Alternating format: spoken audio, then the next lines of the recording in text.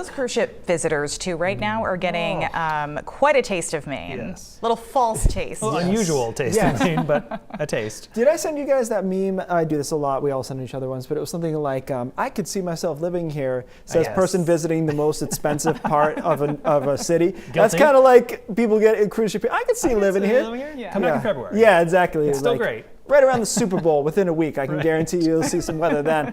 But yeah, beautiful day. And remember, today was the day where we had a chance for a shower. And if we run the radar back from this morning, we did indeed have a couple of showers into the mid-coast and down East Maine, but it was even less than modeled. And sometimes you get into these patterns where, like last summer, wet weather begetted more wet weather. You get into these patterns where it's the opposite, where dry weather just pushes more dry weather. And today was a day like that. Average high 72.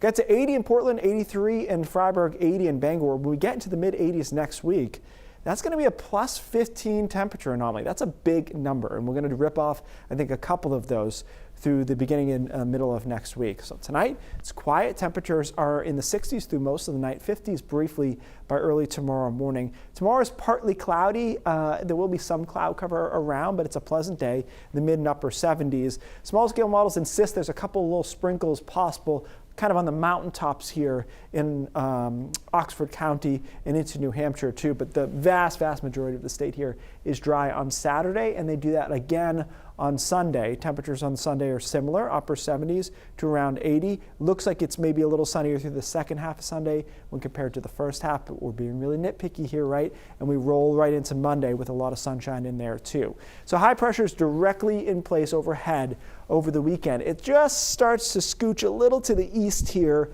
Monday, Tuesday, Wednesday. That gets us into a southwest flow, and that's where we pick up a couple more degrees.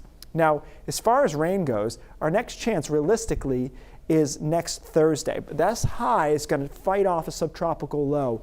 And the models can't agree as to whether or not it will be able to fight this off all the way. If it does, and we don't get a shower on Thursday, another high comes down from Canada behind that over the weekend. And so we'll get another stretch of dry weather. So it's a lot of room here.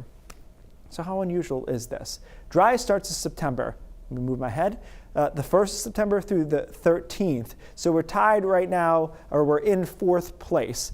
There's a tie here. We had a whole conversation about this earlier. Either way, we're in 4th place. The month record, the lowest amount of rain for the whole month is 0.3. I'm going to tell you right now, that's possible.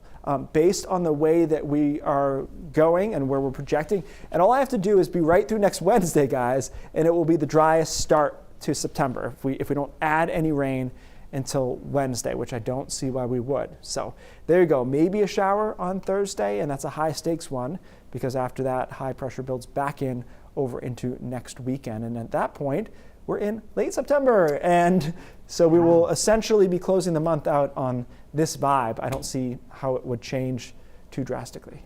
Still holding my breath, because eventually it will change. Oh, yeah, for sure. But what a stretch. Yeah, take advantage while you can. Keith, thanks. We'll be right back.